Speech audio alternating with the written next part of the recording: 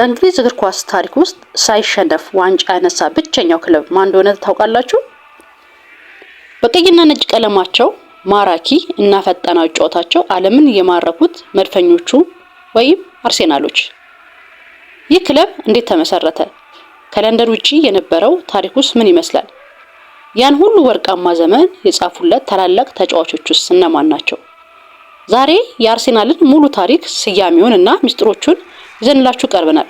እስከ መጨረሻው ሰብስክራይብ በማድረግ ተከታተሉ።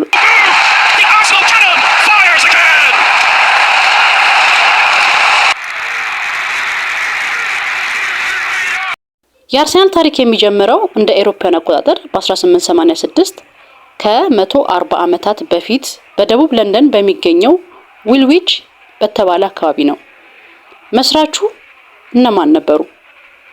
የክለቡ መስራች በሮያል አርሴናል የጦር መሳሪያ ፋብሪካ ውስጥ ይረዱ የነበሩ ሰራተኞች ነበሩ። ስኮትላንዳዊው ዴቪድ ዳንሲኪን እና ጓደኞቹ በመሆን የራሳቸውን የእግር ኳስ ክለብ አቋቋሙ። የመጀመሪያው ስሙ ዳያል ስኩዌር ነበር። ይህ ስም የተወሰደው ሰራተኞቹ በፋብሪካ ውስጥ በሚሰሩበት ግቢ ማዕከላዊ የፀሐይ ሰዓት ሳንዲያል ላይ ነበር።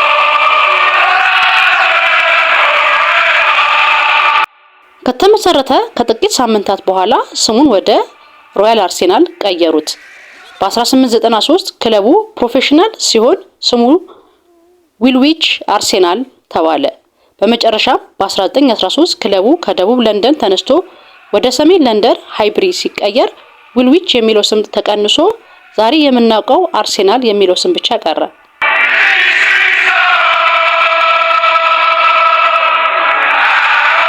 አርሴናሎች ወይም መድፈኞቹ የተባሉ የሚጠሩት ያው ክለቡ የተመሰረተው በጦር መሳሪያና በመድፍ ፋብሪካ ሰራተኞች ስለነበር ለዚህ መገለጫ በክለቡ አርማ ላይ መድፍ አድርገውበታል።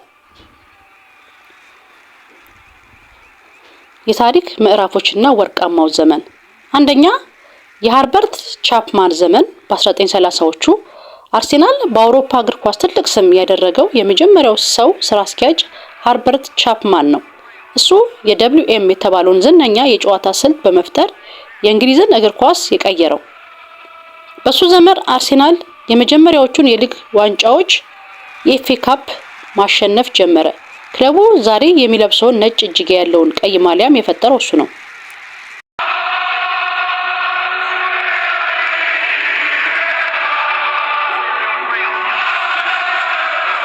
ሁለተኛ የአርሰን ቬንገር አብዮት ከ1996 እስከ 2018 ፈረንሳዩ ፕሮፌሰር አርሰን ቬንገር ወደ ክለቡ ሲመጡ የአርሴናል ታሪክ ሙሉ በሙሉ ተቀየረ።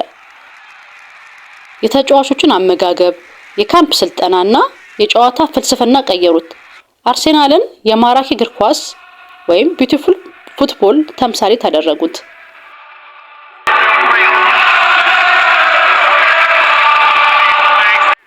የማይሸነፉት ዘ ኢንቪዚብል 2003-2004 በአርሴን ቬንገር መሪነት አርሴናል 2003-2004 የውድድር ዘመን በእንግሊዝ ፕሪሚየር ሊግ 38 ጨዋታዎችን አንድም ጨዋታ ሳይሸነፍ 26 አሸንፎ 12 አቻ ወጥቶ ዋንጫውን አነሳ። ይህ ታሪክ በእንግሊዝ እግር ኳስ እስካሁን ድረስ አልተደገመም። በወርቅ የተሰራ ልዩ የፕሪሚየር ሊግ ዋንጫም ተሰጥቷቸዋል።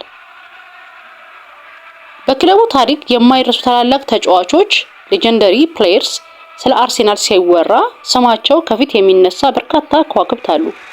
ጥቂቶቹን ለቪዲዮ በሚመች መልኩ እነሆ።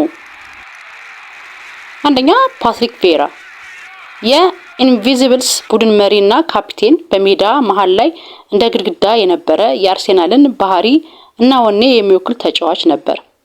ቶኒ አዳምስ ሚስተር አርሴናል በመባል ይታወቃል። እድሜውን በሙሉ ለአርሴናል ብቻ የተጫወተ ክለቡን በ4 የተለያየ 10 ዓመታት በካፒቴንነት የመራ ድንቅ ተከላካይ ነበር። ኢያን ራይት ከኦነሪ በፊት የክለቡ ከፍተኛ ጎል አስቆጣሪ የነበረው በደስታው እና ለክለቡ ባለው ፍቅር የሚታወቀው አስደናቂ አጥቂ ነበር። ቴሪ ኦነሪ የክለቡ የምንጊዜም ታላቅ ተጫዋችና ንጉስ፣ በክለቡ ታሪክ 228 ጎሎችን በማግባት የምንጊዜም ከፍተኛ ጎል አስቆጣሪ ነው። በፍጥነቱ፣ በክህሎቱና በቆንጆ አጨራረሱ ይታወቃል። ከስቴዲየሙ ውጪ ሐውልት ቆሞለታል።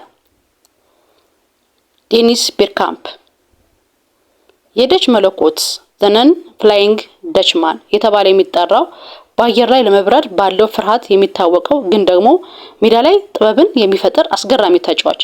እሱ ለኦነሪና ለሌሎች ተጫዋቾች የሚሰጣቸው ኳሶች ወይም አሲስት የሚያደርጋቸው ድንቅ ነበሩ። ስታዲየሞች ከሃይበሪ ወደ ኤምሬት።